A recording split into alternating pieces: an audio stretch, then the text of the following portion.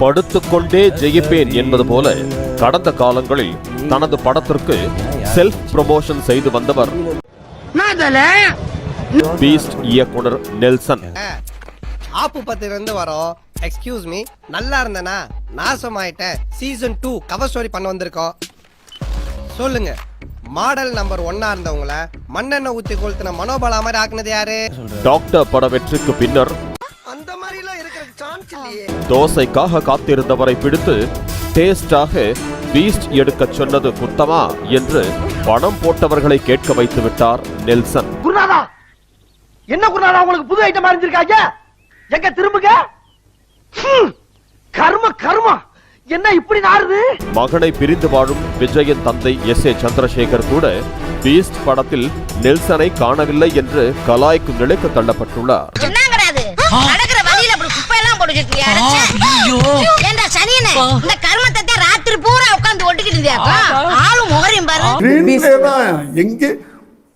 ஒரு படத்தினுடைய வெற்றி கதையை ஒரு லைன்ல சொல்லி ஹீரோ ஓகே வாங்கிடுறாங்க.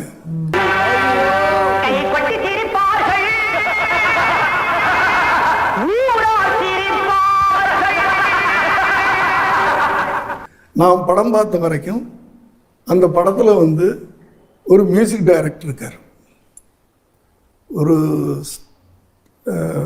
ஃபைட் மாஸ்டர் இருக்கார், ஒரு டான்ஸ் மாஸ்டர் இருக்கார், ஒரு எடிட்டர் இருக்கார், ஒரு ஹீரோ இருக்கார்.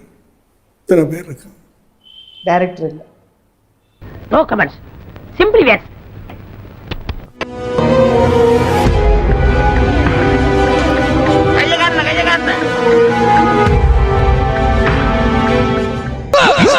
ஒரு பிக்கிங்கானா?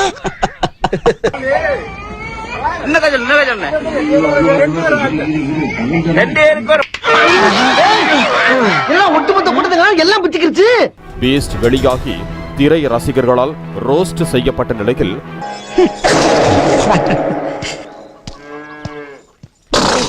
நெல்சனின் இயக்கத்தில் புதிய படம் நடிக்க தயாராக இருந்த ரஜினிகாந்த் தயாரிப்பு நிறுவனத்தின் சிறப்பு ஏற்பாட்டில் பீஸ்ட் படத்தை பார்த்தார். ஓகேவா? ஏன்டா அழுகுற? ஒன்னு பிடிக்குதுன்னு சொல்லு, இல்ல பிடிக்கலன்னு சொல்லு. அது என்ன அழுகிறது? இடைவேளையில் உற்சாகமாக ஐஸ்கிரீம் உள்ளிட்ட உணவுப் பொருட்களை வரவழைத்து சாப்பிட்டு உற்சாகமாக இருந்ததாக கூறப்படுகிறது.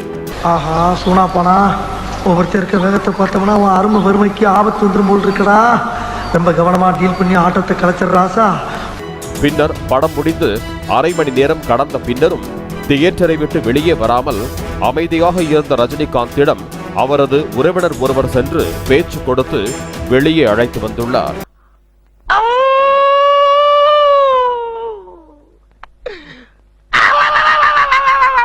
நம் ராஜதந்திரங்கள் அனைத்தும் வீணாகிவிட்டதே.